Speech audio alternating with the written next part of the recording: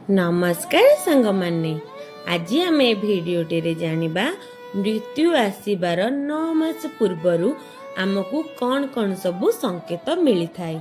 यही सबू संकेत आम जापर जे मृत्यु आमर निकटरे अच्छी बोली।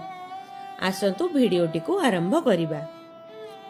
मृत्यु आसबार 9 मास पूर्वर मनुष्य को मिली थाए यही 7टी संकेत। जो भली प्रत्येक मनुष्य माँ गर्भरे 9 मास रहिबा परे ताको नुआ जीवन मिली थाए, ठीक से भली मृत्यु आसीबार 9 मास मध्यरे बा 9 मास पूर्वर किछि एमिति घटना घटिबाको लागि थाए जहा एही कथार संकेत देई थाए कि आत्मा कहूची एबे बहुत होई गला, एही समय को त्याग करिवार समय आसीगला। किंतु एही संकेत एबे सूक्ष्म बा छोट होई थाए कि आमे निजर प्रतिदिन जीवन शैली रे से सब ऊपर ध्यान देई न थाउ एवं से जेतेबेले मृत्यु एकदम निकटतर हो जाए सेतेबेले हमको जଣା पड़ी थाए कि एबे तो बहुत डेरी हो गलानी, हेले अनेक काम अधा रही गला। एमिति परिस्थिति रे से समय मन विचलित हेबाकु लागि थाए एवं मृत्यु समय रे कष्ट रे अनुभव हेबाकु लागि थाए। गरुड़ पुराण, समुद्र शास्त्र तथा विज्ञान अनुसार एही संकेत मनुष्य को 9 मास पूर्वरु मिलिबाकु लागि थाए। जदि कौनसी व्यक्ति निजर मातार गर्भरे 10 मास जाए रही थाए ताहले ताकु 10 मास पूर्वरु एवं सेहीपरि जदि केही 7 मासर गर्भरे रही थाए ताहले तांकु 7 मास पूर्वरु मृत्युर संकेत मिलिबा लागि थाए। तेबे आसंतु जानिबा सेही सब संकेत विषय रे जहा द्वारा आमे जानी परिबा मृत्यु आमर निकटतर अछि कि नहीं। सांग माने जदि आपण माने एते पर्यंत सब्सक्राइब करि नाहंती तेबे डेरी न करे जल्दी सब्सक्राइब करि दियंतु एवं पाखेरे थिबा बेल आइकन को दबाई दियंतु। नंबर 1 रे मनुष्य शरीर रे 7टी चक्र होई थाए। प्रथम चक्र हेउची मूलाधार चक्र, द्वितीय चक्र हेउची लिंग चक्र, तृतीय चक्र हेउची नाभि चक्र, चतुर्थ हेउची हृदय चक्र, पंचम हेउची कंठ चक्र और षष्ठ हेउची अधा चक्र और सप्तम हेउची सहस्रसार चक्र। जेतेबेले मनुष्य प्राण त्याग करिथाए एही चक्र मध्यरु कौनसी एक चक्र द्वारा आत्मा शरीर रु बाहर को जाइथाए।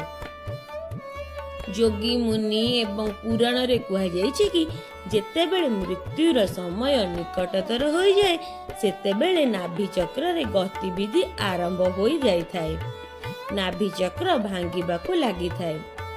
नाभि चक्रर शरीरर केंद्र चक्र होई थाए जेउठारे जन्म काल रे शरीरर रचना आरंभ होई थाए।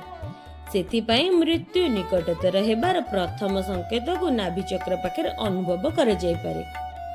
नाभि चक्र गोटे दिन रे भांगे नाही, यह भांगिबार प्रक्रिया लंबा समय जाए चली थाए। मृत्यु निकटतर आसीबार अन्य केतेक लक्षण प्रकट हेबाकु लागि थाए। मृत्यु सेतेबेले निकट को आसीबाकु लागि थाए समय बीतिबा सहित व्यक्ति निजर निकट टिप देखिबाकु असमर्थ होई जाए। नंबर 2 रे मृत्युर किछि दिन पूर्वरु व्यक्ति को आकाश रे थिबा जन एवं अन्य ग्रह आदि खंड विखंडित हेबाकु लागि थाए। सेही व्यक्ति को लागि थाए जन्म 2 भागरे विभक्त होई जाइछि किंतु प्रकृति रे सेमिति किछि होई न थाए। नंबर 3 रे जेउ भली भाबे घर को नुआ सदस्य आसीबार खबर मिलिबा परे आमे मनुष्य उत्साहित होई तार स्वागत प्रस्तुत आरंभ करि दैथांती, ठीक सेही भली जेतेबेले मनुष्य संसार छाड़ी परलोक यात्रा करिबार समय आसी जाय थाए सेतेबेले परलोक रे ଥିବା ତାଙ୍କର ପୂର୍ବଜ ଏବଂ ଆତ୍ମାମାନେ ଉତ୍ସାହିତ ଥାନ୍ତି ଏବଂ ନିଜ ଦୁଆରେ ନୂଆ ସଦସ୍ୟ ଆସିବା ଖୁସିରେ ରହିଥାନ୍ତି। ସେଥିପାଇଁ ମୃତ୍ୟୁର ନିକଟତର ହୋଇଥିବା ବ୍ୟକ୍ତି ନିଜ ଆଖପାଖରେ କିଛି ଛାୟା ଉପସ୍ଥିତ ଥିବାର ଅନୁଭବ କରିଥାଏ। ଏମିତି ବ୍ୟକ୍ତିଙ୍କୁ ନିଜର ପୂର୍ବଜ ଏବଂ ଆଉ କିଛି ମୃତ ବ୍ୟକ୍ତି ନଜର ଆସିଥାନ୍ତି। ନମ୍ବର 4ରେ ସାଧାରଣତଃ ଯେତେବେଳେ ଆମେ ଏବଂ ଆପଣ ନିଜ କାନ ଉପରେ ହାତ ରଖିଥାଉ ଆମକୁ ସେତେବେଳେ କୌଣସି ଶବ୍ଦ ଶୁଭିନଥାଏ। ଯେଉଁ ବ୍ୟକ୍ତିର ଅନ୍ତିମ ସମୟ ନିକଟବର୍ତ୍ତୀ ହୋଇଥାଏ ତାଙ୍କୁ କୌଣସି ଶବ୍ଦ ଶୁଣାଯାଏ ନାହିଁ। ଏବଂ 5ରେ ଯେଉଁ ବ୍ୟକ୍ତିର ଅନ୍ତିମ ସମୟ ପାଖେଇ ଆସୁଥାଏ ଅର୍ଥାତ୍ ମରିବାକୁ ଯାଉଥିବା ବ୍ୟକ୍ତି ପ୍ରତ୍ୟେକ ସମୟରେ ଏମିତି ଲାଗିଥାଏ କି ତାଙ୍କ ସାମ୍ନାରେ କିଛି ଅଛି ନା ମୁହଁ ଉପସ୍ଥିତ ହୋଇଅଛି। ନମ୍ବର 6ରେ ବିଜ୍ଞାନ ଅନୁସାରେ ପୂର୍ବରୁ ମାନବ ଶରୀରରୁ ଅଜୀବ ଗନ୍ଧ ନିର୍ଗତ ହେବାକୁ ଲାଗିଥାଏ ଯାହାକୁ ମୃତ୍ୟୁ ଗନ୍ଧ କୁହାଯାଇଥାଏ, ଯାହାର ଅନୁଭବ କେବଳ ସେହି ବ୍ୟକ୍ତିକୁ ହୋଇଥାଏ ଯାହାର ମୃତ୍ୟୁ ଅତି ନିକଟତର ହେବାକୁ ଯାଉଛି। ନମ୍ବର 7ରେ ବା ଅନ୍ତିମ ସଂକେତ ଦର୍ପଣରେ ମୁହଁ ଦେଖିବା ଦ୍ୱାରା ମୃତ୍ୟୁ ନିକଟରେ ଥିବା ବ୍ୟକ୍ତିକୁ ଏମିତି ଲାଗିଥାଏ କି ସେ ଆଉ କାହାର ମୁହଁ ଦେଖିଛି। ତାକୁ ନିଜର ମୁହଁ ସ୍ପଷ୍ଟ ଦେଖାଯାଇ ନଥାଏ ଏବଂ ସେତେବେଳେ ବ୍ୟକ୍ତିକୁ ଏମିତି ଲାଗିଥାଏ କି ଯେ ସେହି ବ୍ୟକ୍ତି ଶାସ୍ତ୍ରରେ କୁହାଯାଇଛି ସେହି ବ୍ୟକ୍ତି ମୃତ୍ୟୁ 24 ଘଣ୍ଟା ମଧ୍ୟରେ ହୋଇପାରେ। ଭିଡ଼ିଓଟିକୁ ଏଇଠାରେ ଶେଷ କରୁଛି। ଯଦି ଭିଡ଼ିଓଟି ଆପଣମାନଙ୍କୁ ଭଲ ଲାଗୁଛି ତେବେ ଲାଇକ୍, ସେୟାର ଆଉ ସବସ୍କ୍ରାଇବ୍ କରିଦିଅନ୍ତୁ।